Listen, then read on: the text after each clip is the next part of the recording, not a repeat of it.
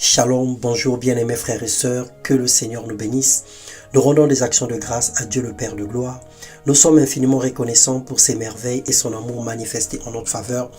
Bienvenue dans le podcast de ce matin. Nous continuons notre enseignement sous le thème Dieu change les vies et le sous-thème de ce matin, de l'épreuve à la gloire. Le Seigneur est bon et il a pour nous des projets de bonheur et de paix.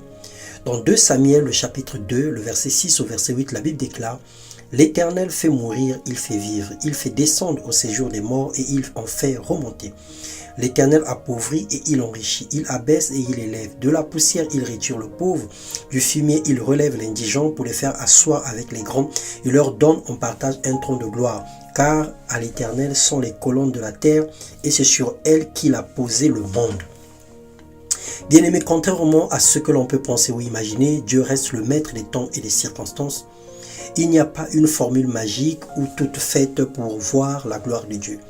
Il est souverain, il fait ce qu'il veut, il décide quand il veut dans la vie de ses enfants. Il nous prépare, il nous dépouille, il nous humilie pour nous former, mais lorsque son temps arrive, il accomplit ses bontés sans condition dans notre vie. Le Seigneur promet de restituer les années que tu as été privé de la bénédiction. Il s'assure que le monde autour de toi voit la gloire qu'il dépose sur ta vie. Lorsque le Seigneur est le maître de ta bénédiction, lorsque le Seigneur est à la tête de ton projet, le Seigneur glorifie son nom au travers de ta vie. Deutéronome 8, le verset 1 à 5, la Bible déclare « Vous observerez et vous mettrez en pratique tous les commandements que je vous prescris aujourd'hui afin que vous viviez. Que vous multipliez et que vous entriez en possession du pays que l'Éternel a juré de donner à vos pères. Souviens-toi de tout le chemin que l'Éternel, ton Dieu, t'a fait faire pendant ces 40 années dans le désert afin de t'humilier et de t'éprouver pour savoir quelles étaient les dispositions de ton cœur, si tu garderais ou non ses commandements. Il t'a humilié, il t'a fait souffrir de la faim et il t'a nourri de la manne que tu ne connaissais pas et que tu n'avais pas connu tes pères, afin de t'apprendre que l'homme ne vit pas seulement de pain, mais de toute parole qui sort de la bouche de l'Éternel. Ton vêtement ne s'est point usé sur toi, et ton pied ne s'est point enflé pendant ces 40 années. Reconnais en ton cœur que l'Éternel, ton Dieu, te châtie comme un homme châtie son enfant. Bien-aimé dans le Seigneur, certaines difficultés sont pour la gloire de Dieu.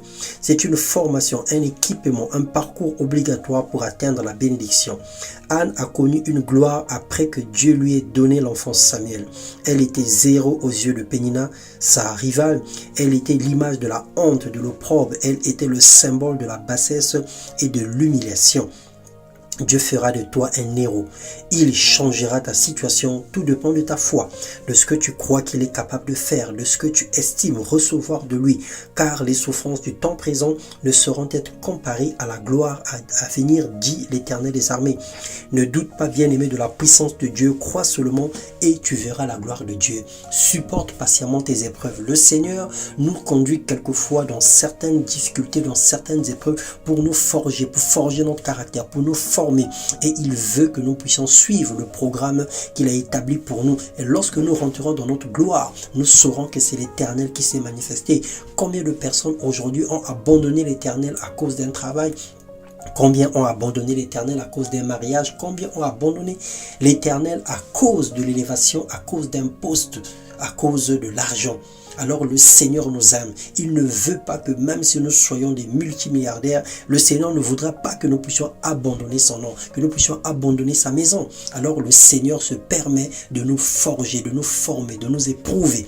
Et lorsque nous acceptons l'épreuve, nous verrons la gloire de Dieu. Lorsque nous acceptons l'épreuve, nous grandirons et nous verrons des merveilles dans notre vie. Alors sans épreuve, il n'y a pas de victoire. Sans épreuve, il n'y a pas d'excellence. Sans épreuve, il n'y a pas de niveau supérieur. Alors que Dieu nous bénisse et nous donne de marcher conformément à sa parole. Mon frère, ma soeur, n'abandonne pas au nom de Jésus-Christ. Persévère et tu verras la gloire de Dieu dans le nom puissant de Jésus-Christ. Amen.